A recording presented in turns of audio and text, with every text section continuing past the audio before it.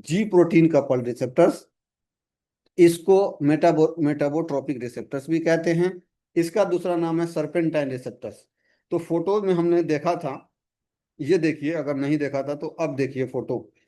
ये right hand side side पे जो है उस फोटो को आप लोग देखने की कोशिश करें, तो ये देखेंगे इसका जो स्ट्रक्चर है वो सांप के जरा ऐसे लग रहा है, जैसे कोई सांप घूमा हुआ है, 4 चक्कर 5 चक्कर लगाया हुआ है इसमें सेल मेम्ब्रेन में। तो इसलिए इसको सर्पेंटाइन कहते हैं, यानी सांप के जैसे। सर्पेंटाइन रिसेप्टर्स इसको कहते हैं। मेटाबोट्रोपिक रिसेप्टर्स इसको इसलिए कहते हैं क्योंकि ये बहुत सारे मेटाबॉलिक एक्शंस को इसके जरिए रिस्पॉन्स ये करता है। बहुत सारे एक्शंस के लिए ये रिसेप्टर जिम्मेदार होता है, मेटाबॉलिक रिएक्शंस के लिए। तो इसलिए इसको मेटाबोट्रोपिक रिसेप्टर्स भी कहते हैं।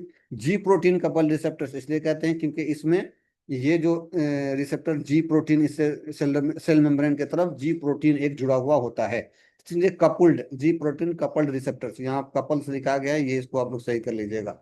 तो ये, और इसको इसका एक और नाम है हेलिकल, 7 हेलिकल। इसमें आप देखेंगे ये जो हेलिक्स बना हुआ है ये 7 है, एक 1 2 3 4 5 6 7, तो इसलिए इसको 7 हेलिकल रिसेप्टर भी कहते हैं, जो हमने यहाँ नहीं लिखा है, तो वो भी एक नाम है इसका।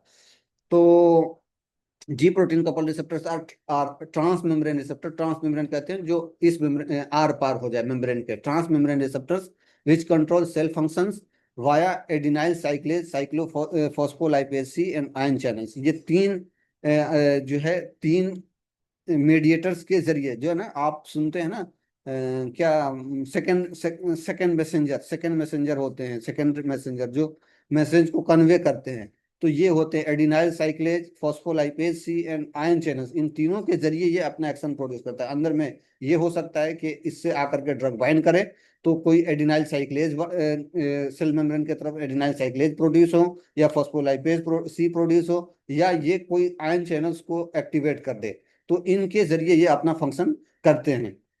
It comprises a single helical peptide.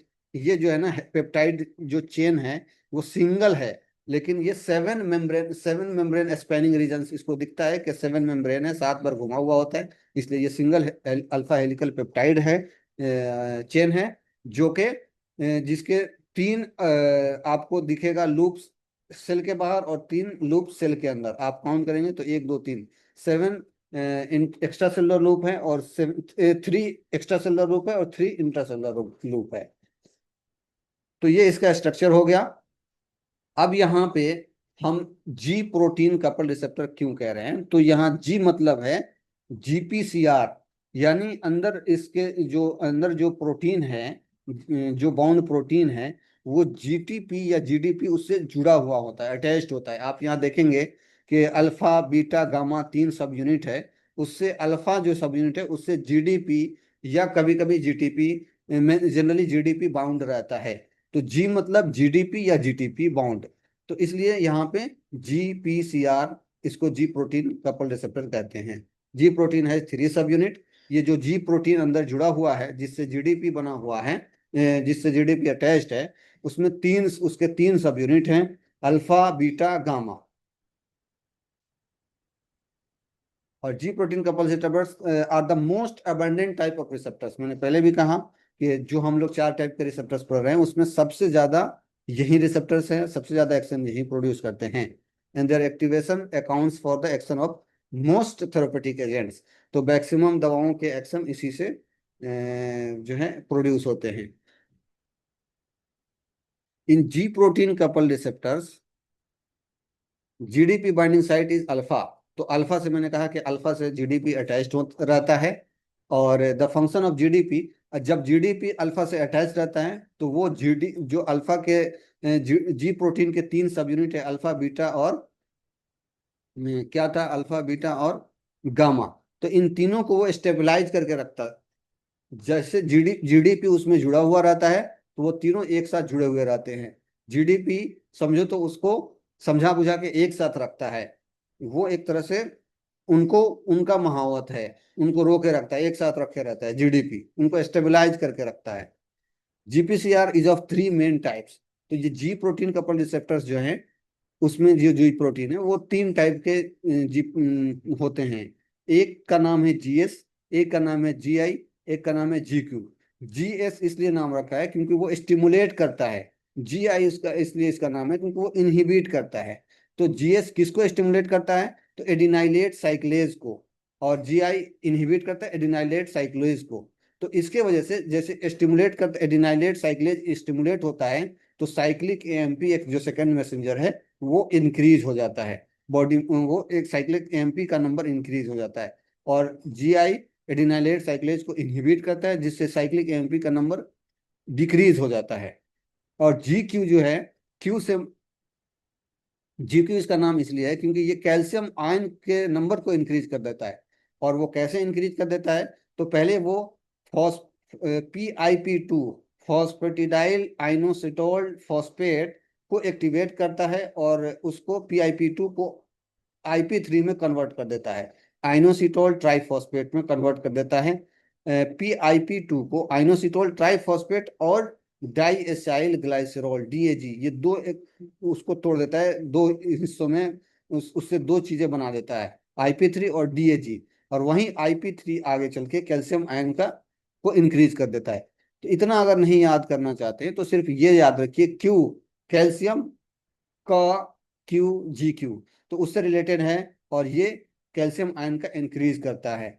और जीएस स्टिमुलेट करता है इस एडिनाइलेट साइक्लेट को, जिससे साइक्लिक एमपी इंक्रीज होता है। और जीआई साइक्लिक एमपी को कम करता है। तो दोस्तों साइक्लिक एमपी बॉडी में बहुत सारे सेलुलर फंक्शंस के लिए जिम्मेदार होता है, सेकंड मैसेंजर भी कहते हैं इसको।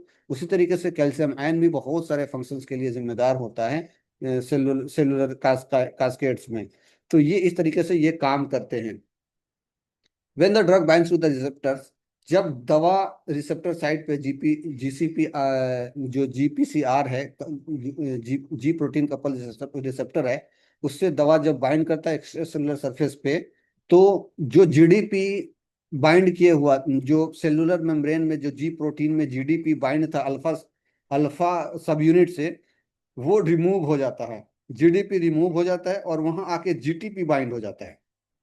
देखो ऐसा होता है ये कि जैसे आकर के एक्स्ट्रा सेलुलर सरफेस पे जी प्रोटीन कपल रिसेप्टर्स पे binding site extra cellular surface पे है, वहां ड्रग आकर के या कोई भी लिगेंड जैसे आकर के बाइंड करता है, तो उसके अंदर सेवन हेलिकल मेम्ब्रेन के अंदर जो चेंजेस होते हैं, जो कुछ भी चेंजेस हो रहा होता है, एक्टिवेशन होता है, जी प्रोटीन कपल रिसेप्टर एक्टिवेट हो जाता है, जिससे क्या होता है कि GDP जो बाउंड था अल्फा हेलिक्स से, जिसकी वजह से अल्फा बीटा गामा तीनों एक साथ जुड़े हुए थे, वो GDP रिमूव हो जाता है।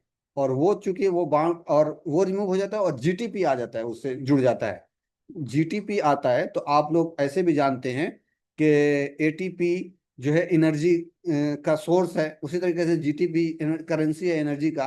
तो energy phosphate, number of phosphate से एनर्जी बढ़ जाता है। GDP में 2 फॉस्फेट थे, GTP में 3 फॉस्फेट आ गए। तो जैसे 3 फॉस्फेट आ जाता है, एनर्जी ज्यादा हो जाती है। तो इसको गांव के देहात में की जबान में हम हमारे यहाँ कहा जाता है कि गर्मी ज्यादा हो गया इसको। तो गर्मी ज्यादा हो जाता है तो आदमी उछलने लगता है, अकबका जाता है। तो वैसे ही जैसे GTP बाइंड होता है तो अल्फा बीटा गामा तीनों जो स्टेबलाइज थे, एक साथ जुड़े हुए थे, वो अलग हो जाते हैं। अल्फा अलग हो जाता है और गामा बीटा एक साथ हो जाते हैं। Now the protein becomes unstable and break into two component, दो कंपोनेंट में वो बदल जाते हैं। आप यहाँ फोटो देखिए, इससे समझ में आएगा आपको। जैसे यहाँ रिसेप्टर बाइंड कर रहा है और GS प्रोटीन विद बाइंड था इससे, यहाँ पे जीडीपी बाइंड था, अब GDP को रिप्लेस करके GTP आ जाता है। और फिर वो अल्फा अलग हो जाता है और गामा बीटा अलग हो जाता है। फिर वो जा करके एक्टिव कर एडिनाइल एडिनाइल साइक्लेज को एक्टिवेट कर देता है, वहां से साइक्लिक एमपी बनता है और फिर जो ऑक्सीजन होते हैं वो होते हैं। तो एक्टिव कंपोनेंट विद अल्फा सब unit and inactive component with beta and gamma सब यूनिट। तो इसमें जो है बीटा एंड गामा सब यूनिट क्या था, इनएक्टिव रहता है, काम असल वही अल्फा सब यूनिट ही करता है। तो एक्टिव कंपोनेंट जो अल्फा है, एक्टिव कंपोनेंट वो या ये वो अल्फा कंपोनेंट जो GTP के साथ जो है एक्टिव हो गया था, बका गया था और वो तोड़ फोड़ मचा रहा है अंदर जा करके। तो वो 3 तरह का काम कर सकता है, कोई एक, मतलब 3 में से कोई एक काम करता है वो। आउट ऑफ 3 एक्शंस, मतलब कि किसी ड्रग के बाइंड करने से साइक्लिक एएमपी एक्टिविटी बढ़ती है, किसी ड्रग के उस पे बाइंड करने से कैल्शियम आयन लेवल्स बढ़ता है, किसी कोई कोई ड्रग के बाइंड करने से आयन चैनल्स जो है खुलते हैं, आयन चैनल्स पे कोई वो वर्क होता है।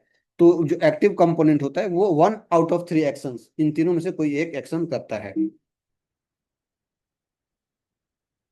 Cyclic AMP has a different effect on different organs. अब साइक्लिक एएमपी क्या करता है, तो साइक्लिक एएमपी अलग अलग जगह ये सेकंड मैसेंजर का काम करता है, और बहुत सारे काम ये अलग अलग जगह अलग अलग काम करते रहता है। अलग अलग ऑर्गन पे अलग अलग इसके वर्क्स हैं, जैसे कि हार्ट में जाकर के ये हार्ट को स्टिमुलेट कर देता है, लेकिन ब्रोंकस में जाकर के वो ब्रोंकस को इनहिबिट कर देता है।